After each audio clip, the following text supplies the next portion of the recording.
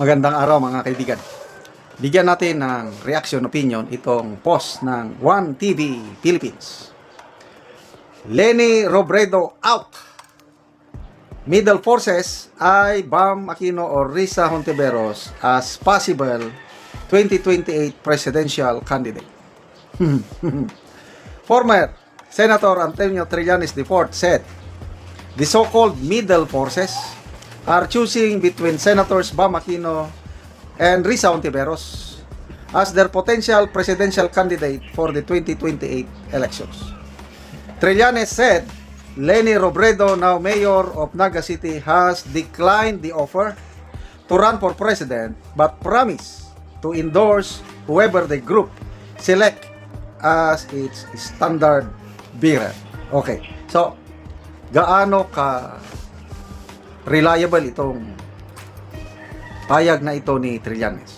Okay, speaking of Trillanes, nung una, yung sinasabi niya tungkol ICC na may warrant of arrest, hindi ako masyadong naniniwala. Yung pala, nandyan ng mga kaya pala very confident siya na sabi niya, may warrant yan, lalabas yan, makukulong yan. Yung pala, gumagalaw na sila. Bilib din ako sa kanya. Galing. Kaya lang, ito ngayon, nung paglabas ng 18 Marines, nag-testify sila na nagbigay sila ng almost 2 million US dollars kay Trillanes para gastusan ng ICC operations laban kay Tatay Digong. Isang economist, investor analyst si Madam Cora Guidote.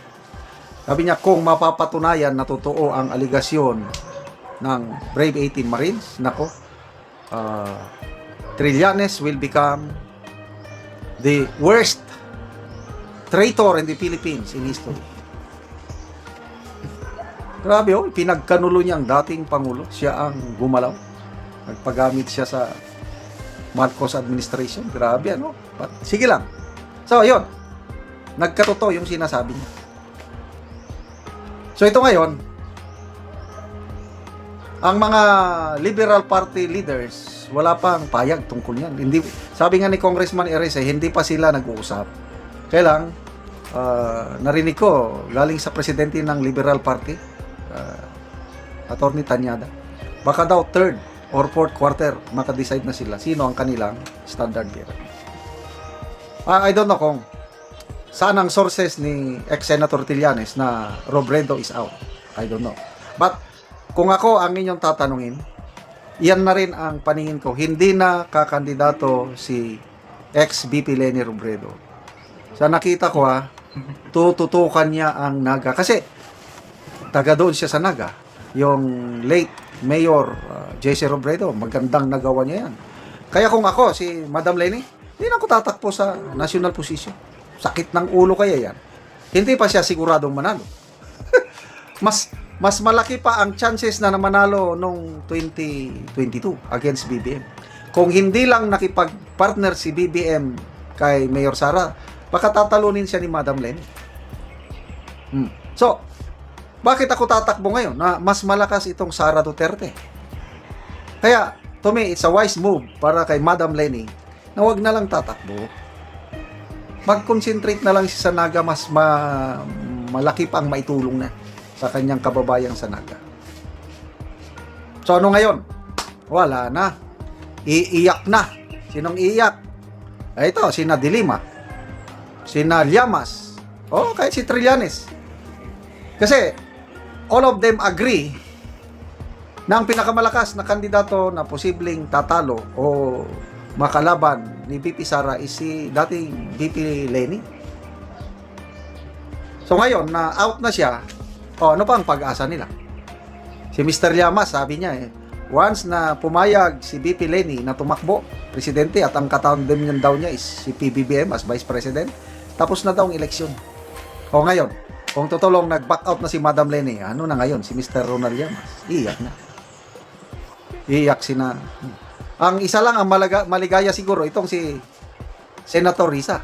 Kasi, mas malaki na yung chances niya ngayon na maging standard bearer. Dalawa na lang sila ni Bam Aquino pagpipilian. Between dito kung magbotohan na ang Liberal Party, tingin ko ang pipiliin nila si Bam Aquino. Mas malakas ang hatak ni Bam Aquino kaysa kay Risa Hontiveros. Tingnan mo na lang. Nung nanalo si Risa Hontiveros na senador, number 11 siya. Itong si Bam Aquino, pangilan ba siya? Number 2 ba? Ang number 1 si Bongo.